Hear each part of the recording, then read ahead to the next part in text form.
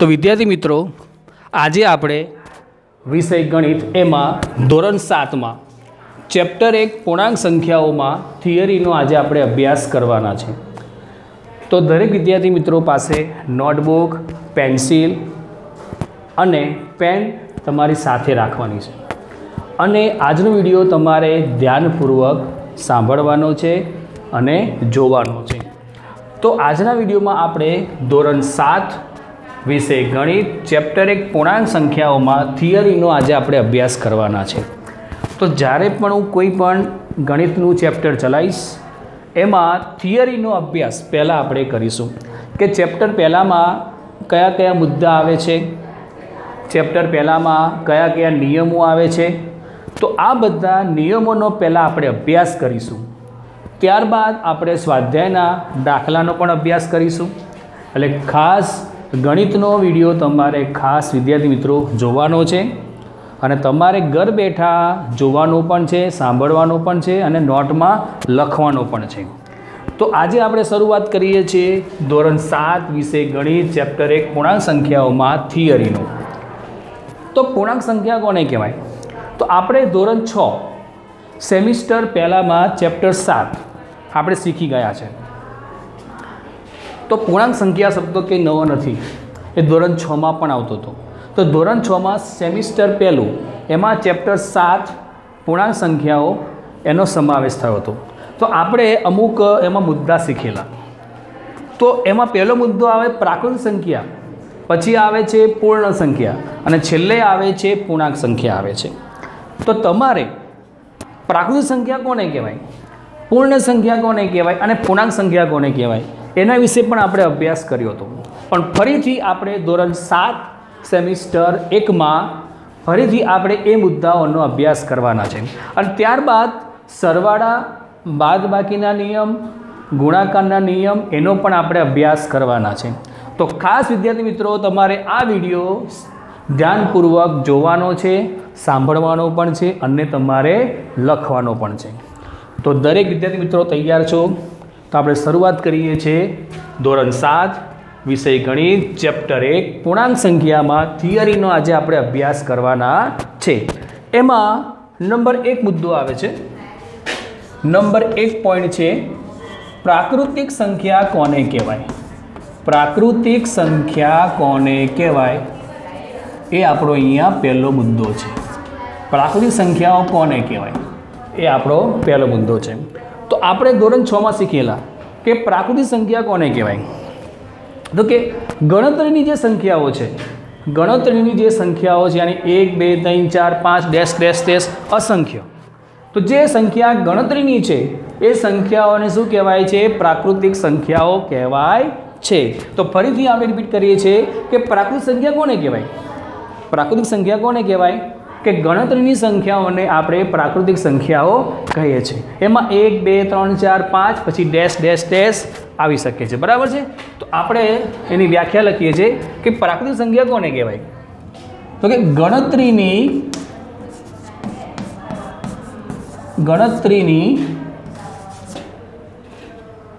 संख्याओने गणतरीनी संख्याओने प्राकृतिक संख्याओं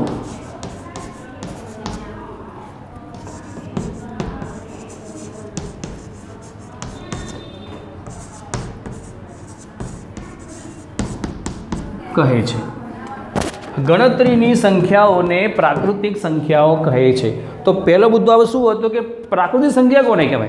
तो आपणने एनी व्याख्या आवड़ी गई। गणतरीनी संख्याओने प्राकृतिक संख्याओं कहे छे। फरीथी एक बार रिपीट करे छे आपणे विद्यार्थी मित्रों, गणतरीनी संख्याओने प्राकृतिक संख्याओं कहे छे। हवे आपणे एक्जाम्पल लईए एनुं। दाखला तरीके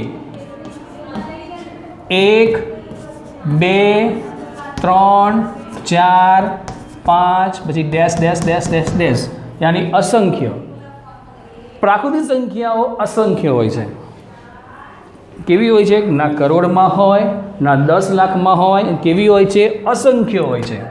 आखुं आपणुं बोर्ड भराय त्यां सुधी प्राकृतिक संख्याओं आया ज करे। तो 1 2 3 4 5 ડેશ ડેશ ડેશ ડેશ એ કઈ સંખ્યા કહેવાય છે કે પ્રાકૃતિક સંખ્યાઓ કહેવાય છે। તો એમાં મુદ્દો આપણે એડ કરીએ છીએ કે પ્રાકૃતિક સંખ્યાઓ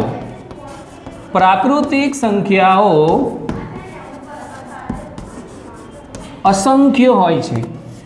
તમને પરીક્ષામાં ખાલી જગ્યામાં કાં તો માત્ર એક શબ્દમાં ઉત્તર આપો, એમાં તમને પ્રશ્ન પૂછાય કે પ્રાકૃતિક સંખ્યા એટલે શું અથવા પ્રાકૃતિક સંખ્યાઓ કેટલી છે, તો પ્રાકૃતિક સંખ્યાઓ અસંખ્ય છે। તમારે ખાસ વિદ્યાર્થી મિત્રો આટલું ધ્યાન આપવાનું છે કે પ્રાકૃતિક સંખ્યાઓ અસંખ્ય છે કે જેને આપણે ગણી પણ ન શકીએ। બરાબર છે? કરોડ હોય, કરોડ કે 10 લાખ કે લાખ એવી કોઈ પણ સંખ્યા ન હોય, પણ કેવી હોય છે? પ્રાકૃતિક સંખ્યાઓ હંમેશા અસંખ્ય હોય છે। બરાબર છે? તો ફરીથી આપણે રિપીટ કરીએ છીએ કે પ્રાકૃતિક સંખ્યા કોને કહેવાય? ગણતરીની સંખ્યાઓને પ્રાકૃતિક સંખ્યાઓ કહે છે। એમાં 1 2 3 4 5 ડેશ ડેશ ડેશ ડેશ યાની અસંખ્ય પ્રાકૃતિક સંખ્યાઓ હોય છે। તો એમાં આપણે મુદ્દો એડ કર્યો છે પ્રાકૃતિક સંખ્યાઓ અસંખ્ય છે કે જેને આપણે ગણીએ તો ગણાતી જાય આપણું આખું બોર્ડ ભરાઈ જાય। બરાબર છે? તો બધાને ખબર પડી ગઈ છે કે પ્રાકૃતિક સંખ્યા કેટલી છે, તો કે અસંખ્ય છે। એની વ્યાખ્યા પણ તમને આવડી ગઈ છે। હવે આપણે વિદ્યાર્થી મિત્રો નંબર 2 મુદ્દો જોઈએ છે। નંબર 2માં છે પૂર્ણ સંખ્યા। નંબર 2 મુદ્દો છે આપણો પૂર્ણ સંખ્યાઓ। કે પૂર્ણ સંખ્યાઓ કોને કહેવાય? જે પ્રાકૃતિક સંખ્યાની વ્યાખ્યા છે એમ પૂર્ણ સંખ્યાની પણ વ્યાખ્યા છે। આ મુદ્દો પણ આપણે ધોરણ 6 સેમિસ્ટર 1 એમાં શીખી ગયા છે। તો ફરીથી આપણે એ રિપીટ કરવાના છે કે પૂર્ણ સંખ્યાઓ કોને કહેવાય? તો શૂન્ય સાથે ગણતરીની સંખ્યાઓ મળીને, અથવા એ પણ લખાય ગણતરીની સંખ્યા શૂન્ય સાથે મળીને જે પણ સંખ્યા બને છે એને શું કહેવાય છે? પૂર્ણ સંખ્યા કહેવાય છે। તો લખીએ આપણી વ્યાખ્યા એની, ગણતરીની સંખ્યા સાથે શૂન્ય મળીને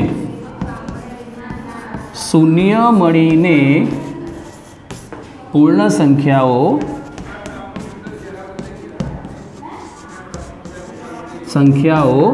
બને છે। અથવા એ પણ લખવું હોય તો લખું છું અહીંયા અથવા કરીને, અથવા શૂન્ય સાથે ગણતરીની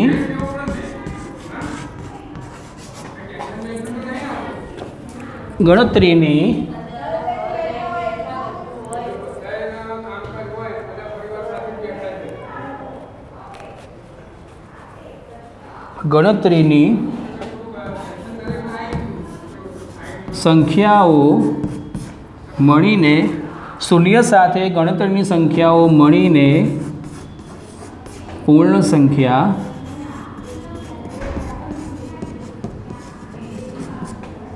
સંખ્યાઓ બને છે। તો તમારા વિદ્યાર્થી મિત્રો ખાસ અહીંયા આવું ધ્યાન આપવાનું છે। તમે વ્યાખ્યા લખી શકો છો 2 રીતે। ગણતરીની સંખ્યાઓ સાથે શૂન્ય મળીને પૂર્ણ સંખ્યાઓ બને છે, અથવા તમે લખી શકો શૂન્ય સાથે ગણતરીની સંખ્યાઓ મળીને પૂર્ણ સંખ્યાઓ બને છે।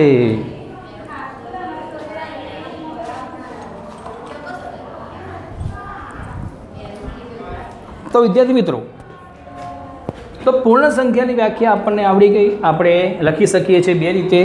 એકમાં ગણતરીની સંખ્યાઓ સાથે શૂન્ય મળીને પૂર્ણ સંખ્યાઓ બને છે, અથવા તમે લખી શકો છો શૂન્ય સાથે ગણતરીની સંખ્યાઓ મળીને પૂર્ણ સંખ્યાઓ બને છે। પૂર્ણ સંખ્યામાં પહેલાં શું આવવું જોઈએ? શૂન્ય આવવો જોઈએ। દાખલા તરીકે આપણે અહીંયા જોઈએ 0 1 2 3 4 5 dash dash dash dash dash. તો પૂર્ણ સંખ્યાઓ પણ કેવી છે? અસંખ્ય છે। જેમ પ્રાકૃતિક સંખ્યા અસંખ્ય છે એમ પૂર્ણ સંખ્યાઓ પણ કેવી છે? અસંખ્ય છે. તો આપણે અહીંયા મુદ્દો ઉમેરી દઈએ છીએ કે પૂર્ણ સંખ્યાઓ અસંખ્ય છે.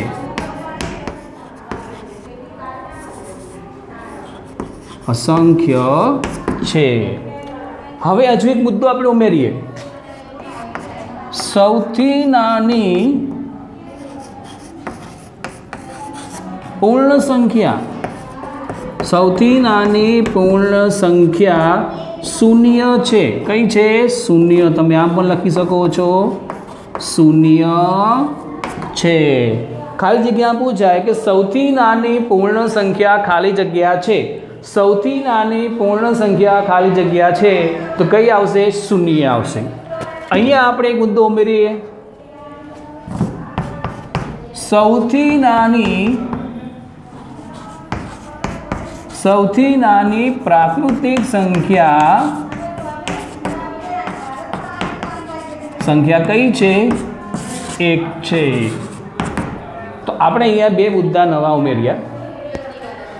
તો નંબર 1 પ્રાકૃતિક સંખ્યામાં આપણે મુદ્દો ઉમેર્યો કે સૌથી નાની પ્રાકૃતિક સંખ્યા 1 છે અને સૌથી નાની પૂર્ણ સંખ્યા 0 છે. તો આપણે આ બે મુદ્દા ઉમેર્યા છે.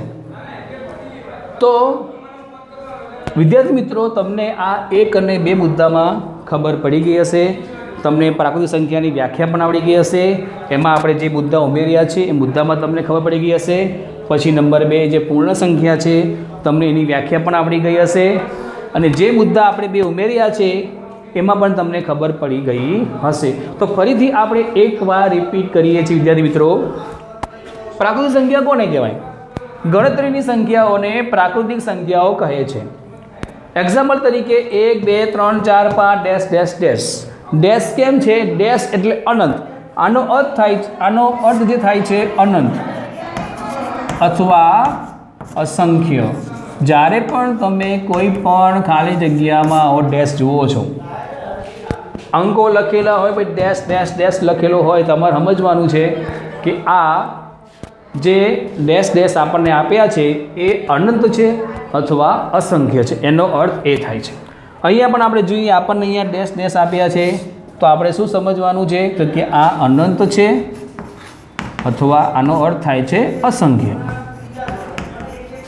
બરાબર છે? તો આ પ્રમાણે એનો અર્થ થાય છે. જ્યારે પણ તમને ડેશ ડેશ દેખાય, તમને અંક લખ્યા હોય અથવા કોઈ પણ શબ્દ લખ્યો હોય એમાં ડેશ ડેશ દેખાય તો એનો અર્થ એ થાય છે કે એ અનંત છે અથવા અસંખ્ય છે. તો પ્રાકૃતિક સંખ્યા અને પૂર્ણ સંખ્યા કેવી છે? અસંખ્ય છે.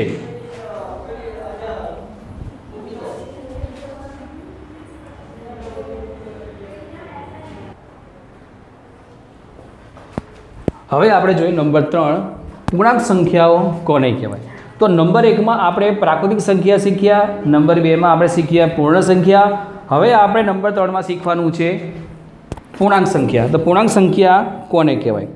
તો આપણે એ સમજીએ કે પૂર્ણાંક સંખ્યા કોને કહેવાય. જેમ પ્રાકૃતિક સંખ્યા સમજ્યા, જેમ પૂર્ણ સંખ્યા આપણે સમજ્યા, એમ આપણે અહીંયા પૂર્ણાંક સંખ્યાઓ આપણે સમજવાની છે. તો પૂર્ણાંક સંખ્યા કેવી રીતના બને છે? તો ઋણ પૂર્ણાંક, શૂન્ય પૂર્ણાંક અથવા શૂન્ય અથવા શૂન્ય અને ધન પૂર્ણાંકો મળીને પૂર્ણાંક સંખ્યાઓ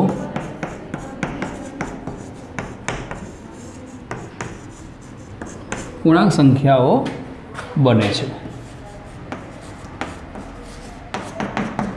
તો આ એની વ્યાખ્યા છે કે પૂર્ણાંક સંખ્યાઓ કેવી રીતના બને છે.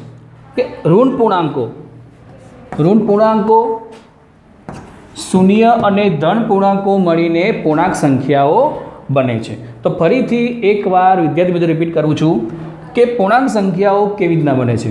તો પૂર્ણાંક સંખ્યાઓમાં ઋણ પૂર્ણાંકો, શૂન્ય અને ધન પૂર્ણાંકો મળીને પૂર્ણાંક સંખ્યાઓ બને છે. તો આપણે એક્ઝામ્પલ જોઈએ એનું. દાખલા તરીકે -2 -2 -1 0 1 2 3 4 5 ડેશ ડેશ ડેશ બરાબર છે। તો આ પ્રમાણે પૂર્ણાંક સંખ્યાઓ બને છે કે પૂર્ણાંક સંખ્યાઓમાં ઋણ પૂર્ણાંક પછી શૂન્ય અને ધન પૂર્ણાંકોનો સમાવેશ થાય છે। આ કયા પૂર્ણાંક કહેવાય છે? આ ઋણ પૂર્ણાંક કહેવાય છે, પછી આ શૂન્ય અને આ ધન પૂર્ણાંક। તો આ ઋણ પૂર્ણાંક અને ઋણ પૂર્ણાંક શૂન્ય અને ધન પૂર્ણાંકો મળીને કઈ સંખ્યા બને છે? તો કે બને છે પૂર્ણાંક સંખ્યાઓ બને છે। તો ફરીથી આપણે રિપીટ કરી વિદ્યાર્થી મિત્રો કે પૂર્ણાંક સંખ્યાઓ કેવી રીતના બને છે કે ઋણ પૂર્ણાંક શૂન્ય અને ધન પૂર્ણાંકો મળીને પૂર્ણાંક સંખ્યાઓ બને છે। આપણે એક્ઝામ્પલ જોયું -1 અને -2 -1 0 1 2 3 4 5 ડેશ ડેશ ડેશ યાની કેવા છે? અસંખ્ય છે। જેમ પૂર્ણ સંખ્યાઓ અસંખ્ય છે એમ પૂર્ણાંક સંખ્યાઓ પણ કેવી છે? અસંખ્ય છે। લખશું આપણે પૂર્ણાંક સંખ્યાઓ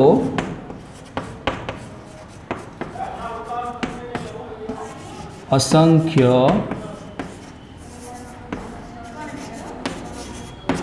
જેમ પ્રાકૃતિક સંખ્યા અસંખ્ય છે, જેમ પૂર્ણ સંખ્યાઓ અસંખ્ય છે, એમ પૂર્ણાંક સંખ્યાઓ પણ કેવી છે? અસંખ્ય છે। ફરીથી એકવાર રિપીટ કરું છું, પ્રાકૃતિક સંખ્યા અસંખ્ય છે, પૂર્ણ સંખ્યા પણ અસંખ્ય છે, એમ પૂર્ણાંક સંખ્યા પણ કેવી છે? અસંખ્ય છે। સૌથી નાની પ્રાકૃતિક સંખ્યા કઈ છે? 1 છે। સૌથી નાની પૂર્ણ સંખ્યા કઈ છે? 1 છે। અને પૂર્ણાંક સંખ્યાઓ કેવી છે? અસંખ્ય છે। તો આપણે 1 2 અને 3 મુદ્દા તમારે આ ખાસ યાદ રાખવાના છે।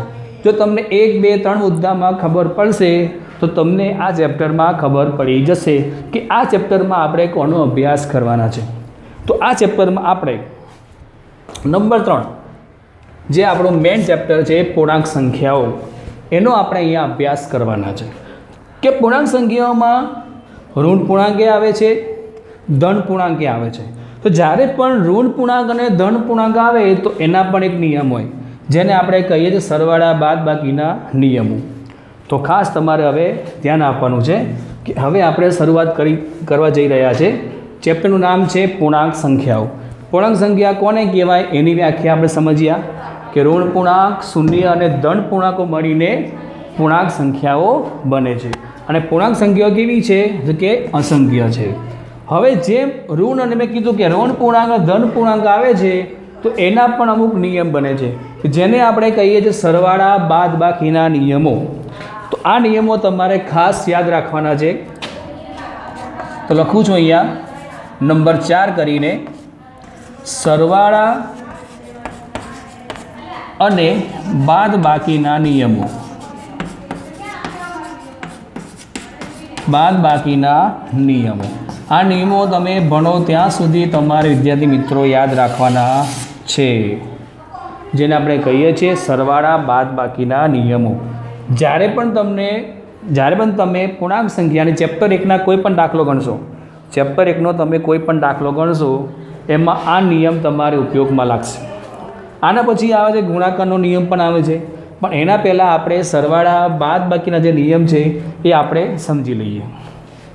તો ખાસ વિદ્યાર્થી મિત્રો ધ્યાન આપજો કારણ કે તમારે આ નિયમ દ્વારા તમારે દાખલા ગણવાના છે। તો સરવાળા અને બાદબાકીના નિયમોમાં જોઈએ આપણે, ખાસ અહીંયા ધ્યાન આપજો, પ્લસ પ્લસ બરાબર પ્લસ થાય, વત્તા વત્તા બરાબર વત્તા થાય।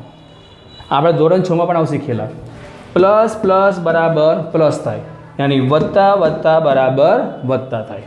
તો તમને નિયમ એક ખબર પડી ગઈ, પ્લસ પ્લસ બરાબર પ્લસ અથવા વત્તા વત્તા બરાબર વત્તા।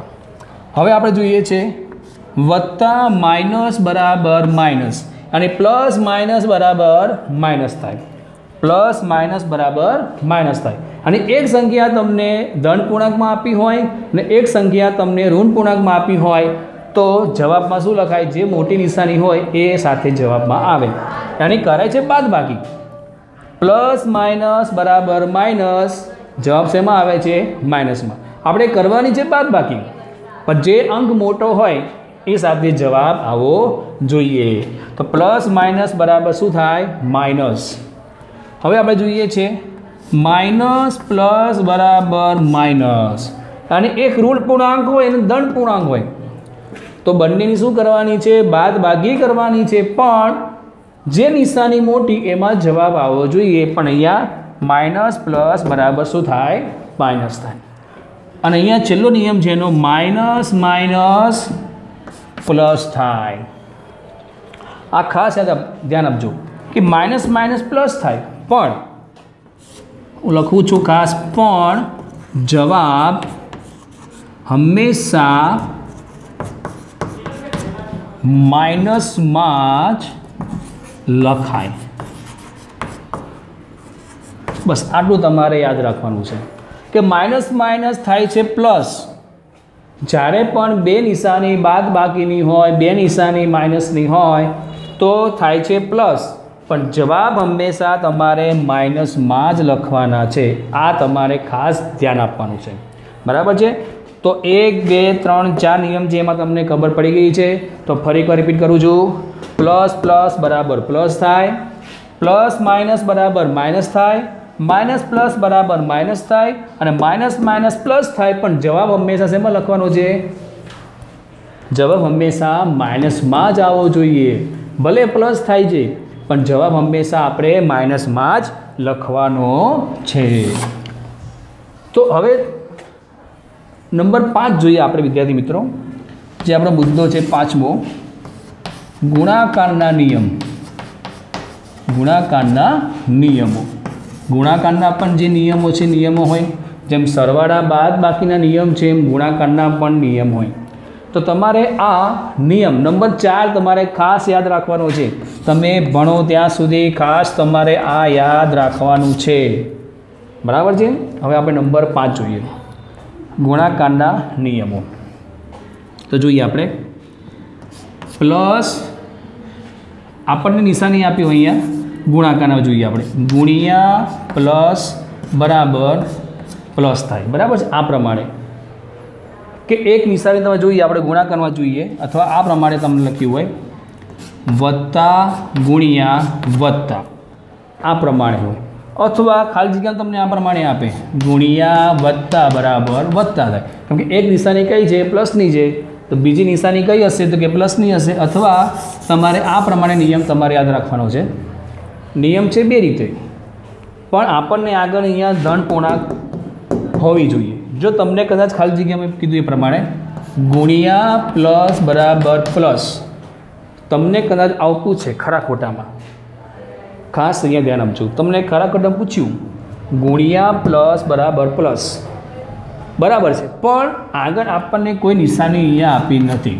જો અહીંયા બીજી કોઈ નિશાની આપી હોય તો આપણે શું લખીએ? સાચું લખીએ. પણ આપણને ફક્ત ગુણ્યા અને પ્લસ કીધું છે એટલે શું આવે? ખોટું આવે. આ ખાસ તમે ધ્યાન આપજો અહીંયા કે આપણને એક ગુણાકાર છે અને પ્લસ છે, પણ આપણને ખબર કેવી રીતના પડે કે અહીંયા કઈ સંખ્યા છે? અહીંયા કઈ સંખ્યા છે? ધન છે કે ઋણ છે? આપણને ખબર નથી. તો જ્યારે પણ ખરા ખોટામાં આવવું છે તમારે શું આપવાનું છે? ખોટું. કેમ કે આપણને અહીંયા કોઈ સંખ્યા ધન કે ઋણ આપી નથી.